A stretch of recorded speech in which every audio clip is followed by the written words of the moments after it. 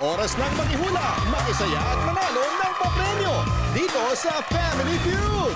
Please welcome our host, ang ating kapuso, Dingdong Dante.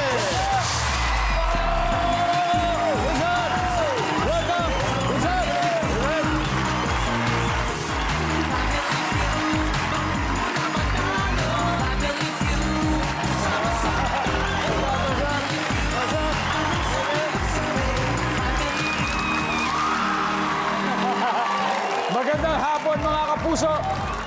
Guys, pag masayang isang bagay, deserve ba na ulitin ito? Dahil dyan, isang kakaibang salpukan na ginawa nating last month ang uulitin natin today dito sa pinakamasayang family game show sa buong mundo, ang... Last month kasi, may ginawa kaming kakaibang lineup. Pinagsabong namin ang 4 na nanay laban sa kanilang mga anak. At sobrang ganda ng naging feedback nun. Kaya ngayon, gagawin natin ulit yan. Uulitin natin, pero this time, 4 na tatay versus their 4 sons. Ito po ang labanan. Huh, saan ka pa? Ito na po, ang tinitilian ng mga kolehiyala simula pa nung 80s. Ha? Naging official dancers ni Gary Valenciano ng isang dekada.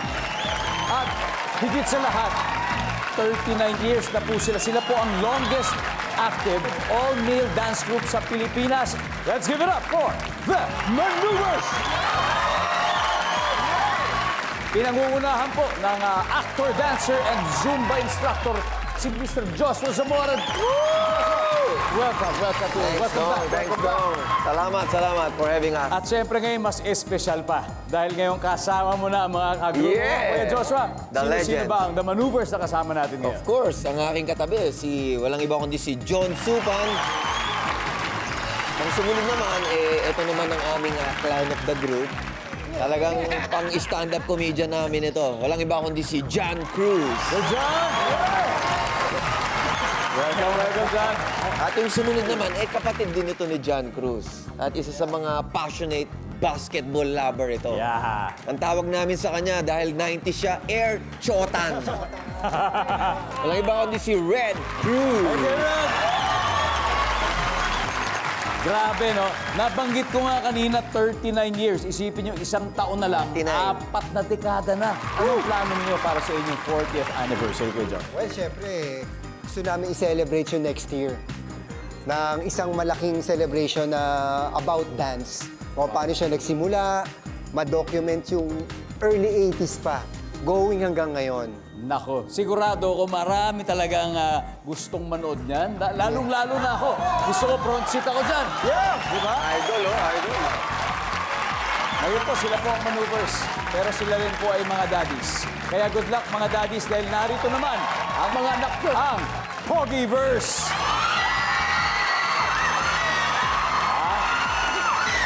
Tingnan nyo na. At para mas masaya, sila po magpapakilala sa kanilang mga sarili at sasabihin nila kung kanino sila anak. Take it away, brother. Hello guys, my name is Javen Zamora. Ang daddy ko ay si Joshua Zamora. Let's go! Ako naman po si Jomus. Tatay ko po si John. Ang favorite. Oy! Bakit boses mo ah? Binata ka na, no? Ayos! Hello po, ako po si Alpha. Also known as Jonas, ang real name ko. And ang daddy ko naman, ang pinakamakulit sa maneuvers, ayun po si John Cruz. Hello everyone, ako si Harvey. And ito ang pinaka-paborito kong tita, si Tito Red. Si Javen po ay miyembro din po ng grupong HQ, ang 2023 World Hip Hop International Adult Division Champion. Pero ito ang tanong ko, first time niyo lang ba kayong 4 na magsama-sama sa isang palabas sa TV? Opo, first time lang po. Sino nga ba sinasabi ko kaya napaka-special? Kaya good luck sa ating Pogiverse at syempre sa Maneuvers. Guys, eto na, madalas natin marinig sa countdown ng mga dance showdown, di ba? 5, 6, 7, 8. Pero ngayon, walang sayaw kung hindi agawan ng 200,000 pesos. Kaya, eto, Mr. and Mr. Zamora. O, di ba? Mr. Zamora. Joshua, Javen, let's play Family Feud.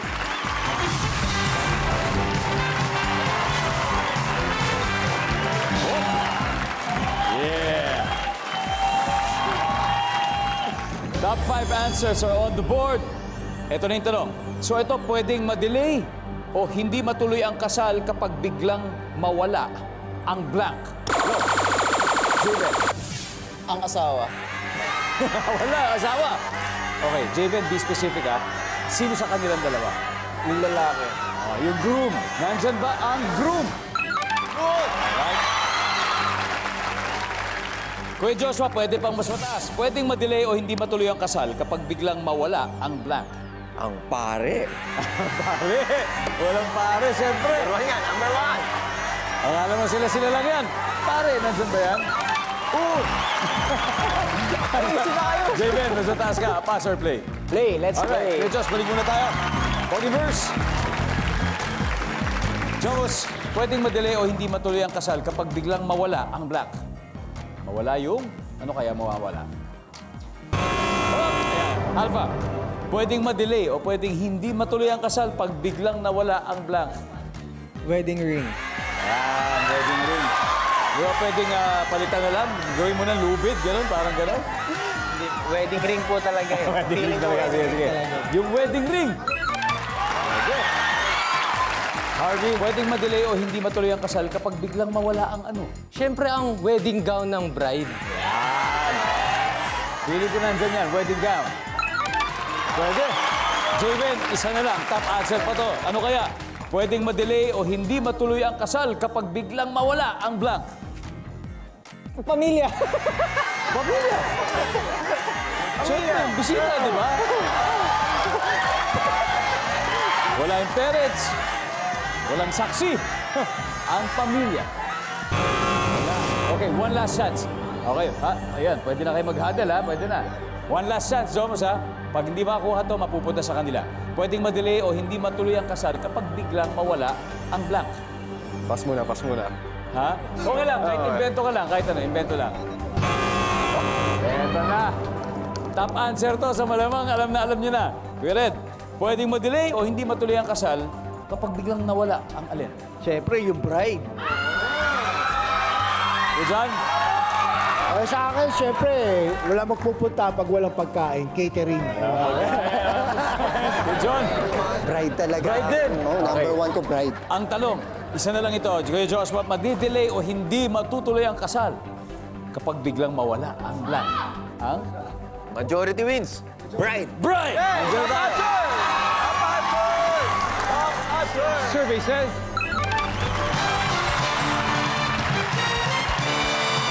Oh yeah. Kumbaga sa dance floor, nagpasiglap agad ang The Maneuvers, kaya meron na po silang 92 points. Pero hindi naman po worried. Baliwala daw, hindi worried ang Pogiverse dahil nakachamba lang yun. You're still watching Family Feud. Mga miyembro po ng longest active all-male dance crew at ang kanilang mga anak ang naglalaban ngayon. Sa ngayon, isang team pa lang nakakascore. Ang The Maneuvers with 92 points. Pero malakas ang kutob ko, babawi ang mga anak nila for sure. Kaya eto na, ang mga Supan, John and Jomus. Let's play round 2.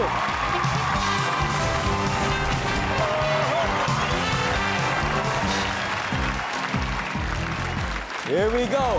Alam nyo, ang tagal na po sa industriya. Alam naman nating 39 years. Kaya ibig sabihin, grabe na po sa yaman ng experience. Ngayon ba, nasa mentoring stage na ba kayo? Especially mga kabataan nating mga artists na mahilig din sumayaw. Oh yes, kasi ang Maneuvers, Maneuvers Ignite na sila ngayon, 5th generation na. So through the years, ako yung naiwan sa mga boys eh. So ako yung humahanap ng mga members, new members.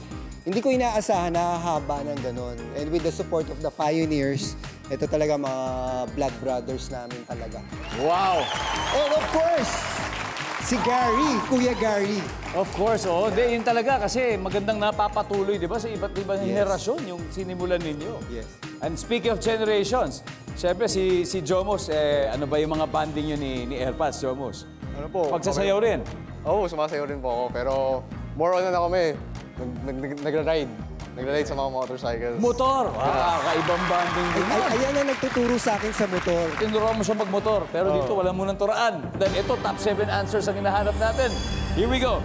Minsan sa mall, bakit nagtatagal ang pagbabayad ng isang tao sa counter? Go. John. Sa haba ng pila. Kahaba ng pila. Ayan, maraming masyadong customer. Nandyan ba ang mahabang pila? Uy, ba't wala? O to, baka yung tanong niya ay yung tao mismo yung matagal sa counter. Ba't kaya? Minsan pag nasa mall, bakit nagtatagal ang pagbabayad ng isang tao sa counter? Matatagal siya nasa counter na siya, ba't siya matagal kaya? Jobus. Siguro, maraming groceries. Kumbaga. Maraming pinamili. Maraming So, pinamili. ganda kung pinamili. Services. Top answer. Nice one. Bumawi si Jobus. Siyempre.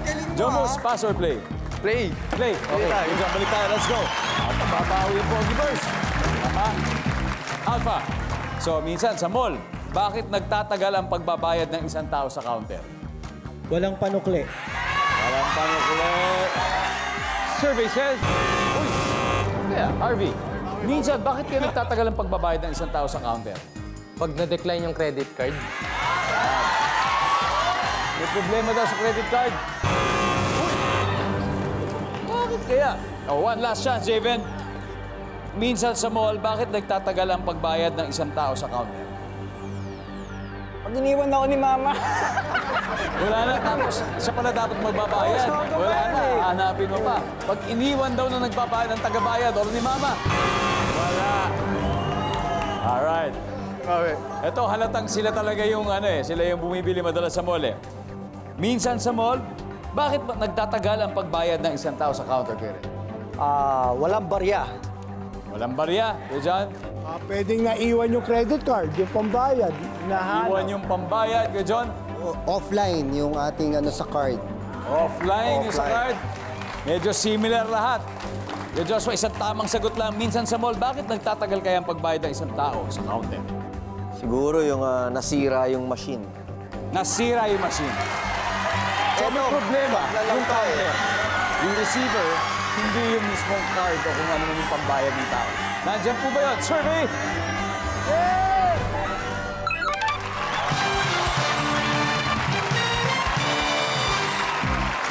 Marami-rami pa to. Number 7. Wala, nakikipagkwentuhan lang. Number 6. Nagbibila ng barya ang pinambayad. Number 4. Kasalanan daw ni cashier. Number 3. Siyempre, may pipirmahan pa yun pag senior. Meron. At number 2. Sinadjust mo rin yun na wala yung pambayad. Anyway, gaya ng sabi ng famous dancing movie back in the 90s, hataw na. Di ba? Yun ang ginawa ng The Maneuvers, kaya sobrang lumakilaman nila. Meron na silang 133 points. At ang 1-0 pa rin ang kalaban. Welcome back to Family Feud. May good news po ko para sa inyo. Dahil simula po next week, palalawakin pa natin ang Guest to Win promo. Kaya po pwede nang sumali ang mga nanunood kahit sa hapon pa lang.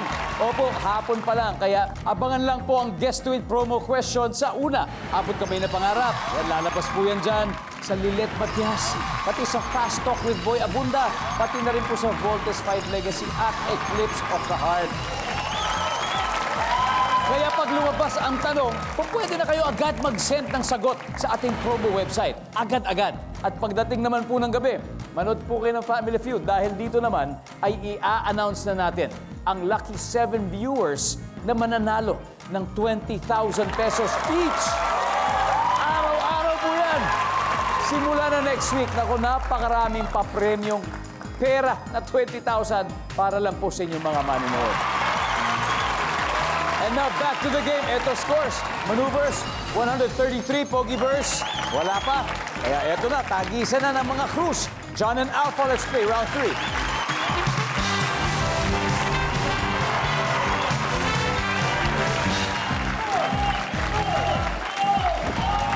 Wow. Grabe, kitang-kita naman na sobrang talented talaga. Kuya John, alam naman natin na I'm sure na impluwensyahan niya si Alpha sa kanyang mga ginagawa. In fact, si Alpha ngayon ay member ng P-Pop Group, the first one. Yes! Diba, manang-mana kay AirPods.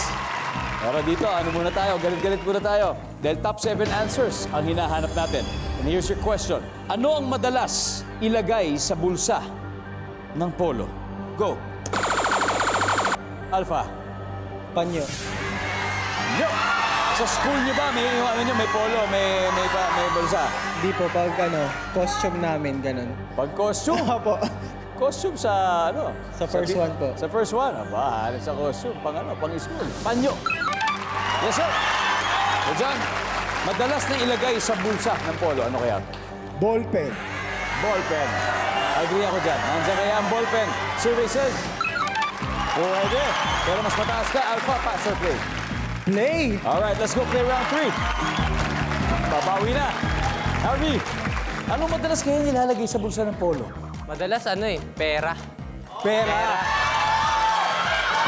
Ano, papel ba to o coins? Papel. Survey says, pera. Javen, madalas nilalagay sa bulsa ng polo. Cellphone. Malaki-laking bulsa yan. Dito, brasher. Pero alam niyo, nung panahon ng mga 90s, malilit lang yung mga cellphone, palit ng palit dati. Palaki ng palaki. Nandyan ba ang cellphone? Yes. Jobers, madalas nilalagay sa loob ng bulsa ng polo. Ano kaya to? Siguro sing-sing mga alahas kung nasa labas, di ba? Singsing o alahas? Ari, singsing o alahas, nandiyan ba yan? Bale, isang mali pa lang yan. Alpha, ano kaya madalas nilalagay sa bulsa ng polo? Tingin ko coin purse or wallet. Wallet. Wallet. Nandyan ba ang wallet? Pitaka. Wala rin. Okay, pwede na kayo mag-huddle maneuvers. One last. Harvey, anong madalas nilalagay sa bulsa ng polo, Harvey? Natanggal na botones. Oh! Ng polo mismo. Kasi madalas natatanggal yung botones sa mga uniform. Nandyan ba ang butones? Walang butones. Nako, nandito na naman tayo. Still na naman. Okay, Kuya Red. Ano kaya to? Madalas nilalagay sa bulsa ng polo. Sigarilyo. Garilio. Kuya John. Ako, mga listahan ng utang. Oh, Listahan. Kuya John. ID. ID. Okay. Pinahihirapan niyo si Kuya Joshua. Ang dami yung mga suggestions eh. Ganda ng mga suggestion. Well, tatlo pa naman din kasi ito, pero isang tama lang. Kailangan natin. Ano kaya ang madalas na inilalagay sa bulsa ng polo? Pagka nagko-commute ako, nakikita ko lagi, Yossi Yossi. Okay. Sigarilyo. Nandiyan ba ang Yossi? Survey. Pakita mo. Alamin natin kung nandyan yan sa pagbabalik ng Family Feud. Nanonood pa rin kayo ng Family Feud. At sa punto pong ito, gusto natin mag-shoutout sa ating loyal viewers sa 100 Islands dyan sa Alaminos, Pangasinan. Naku po, maraming salamat po. Galing po kami dyan sa Amazing Earth. Maraming salamat sa inyong accommodation. Napakaganda talaga ng 100 Islands sa Pangasinan. Kanina, tinanong natin ang maneuvers. Ano kaya madalas na ilagay sa bulsa ng polo? Sagot nila sigarilyo. Kung tama, sagot nila, nako, guys, matatambakan tayo. Matatambakan yung mga anak. Papayag ba tayo dyan? Pero tignan muna natin ang sagot ng sigarilyo.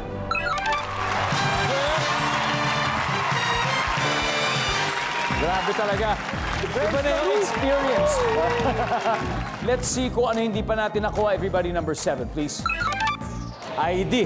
And finally, number 5. Ticket. Update po sa scores after 3 rounds. Leading with 265 points the maneuvers. Habang ang mga Pogiverse ay wala pang puntos. Pero ito na pinakamatindi, the triple points round. Ang paglalaban ng mga Cruz, Red and Arby. Let's play the final round.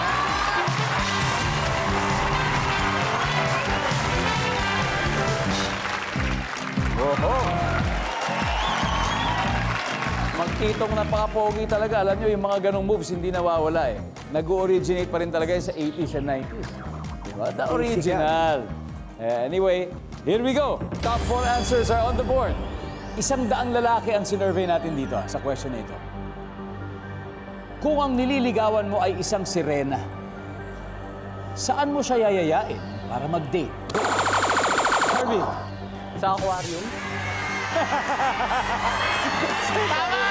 Ang sabi ni Harvey, aquarium. Wala. O, si Tito Red, kung ang nililigawan mo ay isang sirena, saan mo siya yayayain para mag-date? Sa beach. Sa beach. Yeah. Nandyan ba ang beach? Top answer. Alright, Tito Red, pass or play? Play. Play. Final round. Okay, ito na. Maneuvers. Kuya Joshua, kung ang nililigawan mo isang sirena, saan mo siya yayayain para mag-date? Sa swimming pool. Swimming pool. Parang nasa tubig din, di ba? Nasa comfort zone pa rin niya. Oo. Swimming pool. Para pag galing sa aquarium, nadali mo sa swimming pool. Oo. Alright. You John? Sa isla. Sandon Islands. Lahat na nakikita mo, akin yan. Ating paraiso. Sa iyo, ang paraiso. Di ba? Isla. Wala. Kuya John, kung ang nililigawan mo ay isang sirena, saan mo siya yayayain para mag-date? Sa mga gagandang resort. Malapit pa rin doon sa talagang habitat ni sirena, di ba? Resort. Wala rin. Alright. Guys, pwede na kayo mag-usap-usap. Okay, Kuya Red? Sa amusement park. May mga pool din doon. Uy, amusement park. Nandyan ba ang park? Wow, sa Ocean Park. Isa na lang. 276 points. Kung hindi natin makuha ito, mapupunta sa kanila yung pagkakataon, masistil nila kung masagot nila ng tama. Eto, kung nililigawan mo ay isang sirena, saan mo kaya siya yayain para mag-date? Para romantic sa falls. Nung nililigawan ko si Jezebel, ganoon din, sa falls din. Pero ang nangyari sa'yo, na-falls siya sa akin. Nandyan ba ang falls? Wala. Guys, eto na may chance kayong manalo 276. Tamang sagot lang. Harvey, ano ba to? Sa mayayain ang isang sirena na gusto mo i-date. Huwag sa aquarium. Sa gitna ng bulkan? Yung Taal Volcano, may lake kasi sa loob nun. Yes. Diba? It's a lake within a lake. Diba? So, pwede nga yun. Alpha. Ako po tingin ko sa ilog. Jomus. Saan kaya? Siguro sa sa lake. Lake. Sa lake bayside, parang ganyan eh. Lakeside. Oh, ay lake din, di ba? May gitna ng bulkan, lake, ilog. Alright, Javen, for the win. Isang tamang sagot lang. Kung ang nililigawan mo isang sirena, saan mo kaya siya yayayain para mag-date? Sa Lawa Lake. Lawa or lake? Pag tama sila, nako, makukuha nila ang puntos na ito. Lake. Nandyan ba?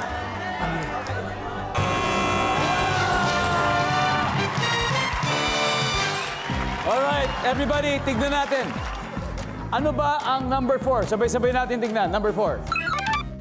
Ilog! Anyway, ang ating final score, Maneuvers 541 points. Pogiverse, maraming salamat. Wala man kayong puntos. Huwag kayong mag-alala, pogi pa rin kayo. Pogi pa rin. At may 50,000 pa for Family Feud. Maraming salamat. Palakpakan po natin ang Pogiverse. At syempre, congratulations, Maneuvers. 100,000 pesos na. Dodoblihin pa natin sa Fast Money Round. Sino maglalaro kay Joshua sa ating Fast Money Round? 2 players. Ako, tsaka si Red. Alright, it's gonna be Red and Joshua. Will they dance their way all the way to 200,000 pesos? Nagbabalik po ang Family Feud. Congratulations once again sa Maneuvers. Nanalo na po sila ng 100,000 pesos. Pero mas okay syempre kung makapag-uwi sila ng total na 200,000. Yep! Kasama ko po ngayon si Kuya Red na tatanggap din ng 20,000 para sa napili nilang charity. Ano ba yung napili niyo, Kuya Red? Cribs Foundation Inc. Yan, Cribs Foundation. Meron po kayo makukuha na 20,000 sa araw na ito. Okay? And now it's time for Fast Money. Habang nasa waiting area, si Kuya Joshua sa likod, di tayo naririnig, kaya pengi po akong 20 seconds. Okay, on a scale of 1 to 10, 10 yung pinakamataas. Gaano ka kaduwag kapag nanonood ng horror movies? Go! 5. Salitang pan-describe kay Boy Abunda. Matalino. Anong kailangan ng mga bata pag maglalaro ng bahay-bahayan? Palayok. Pagkaing may toppings. Spaghetti. Bukod sa presinto, saan pa makakakita ng pulis? Sa kalsada. Let's go kay Red. Tignan natin. On a scale of 1 to 10, gaano ka kaduwag pag nanonood ng horror movies? Pero ikaw personally mahilig ka sa horror. Yeah. Kaya, no? Kaya. Medyo, So, 50-50. 50-50. 5 ang sagot mo. Ang sabi ng survey natin. Pero pwede. Salitang pan-describe kay Boy Abunda, sabi mo'y matalino. Ang sabi ng survey. Meron. Anong kailangan ng bata pag maglalaro ng bahay-bahayan? Sabi mo'y palayok. Survey says, boom! Nice one.